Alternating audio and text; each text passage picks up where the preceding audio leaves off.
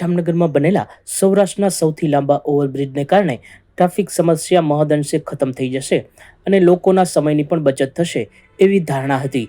પરંતુ બ્રિજ તંત્રની બેદરકારી અને લોકોની અણસમજને કારણે જોખમી બની રહ્યો છે.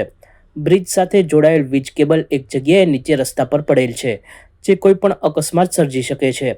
બીજી તરફ બ્રિજ નીચે એક તરફથી બીજી તરફ જવા માટે જે જગ્યાએ ડિવાઈડરમાં ગેપ છે, ત્યાં લોકો વાહન પાર્ક કરી દે છે, એટલે ત્યાંથી વળાંક લઈ બાજુના સમાંતર રસ્તે જઈ શકાતું નથી. કેટલીક ખાનગી બસ પણ અહીં પાર્ક કરી દેવામાં આવે છે. કેટલીક જગ્યાએ ગાયો અડિંગો જમાવી બેસી ગયેલ જોવા મળે છે.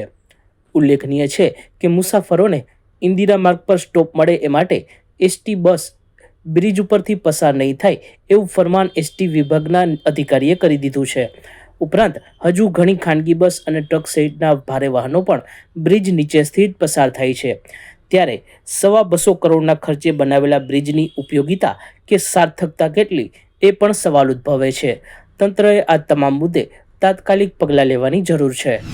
બેડી વિસ્તારમાં ગઈકાલ રોજ મુસ્લિમ બે પરિવારો દ્વારા આમને સામને બોલાચાલી અને મારામારીનો બનાવ બનેલ, જે અનુસંધાને સિટી બી પોલીસ સ્ટેશનની અંદર ગુનો દાખલ કરવામાં આવેલ છે.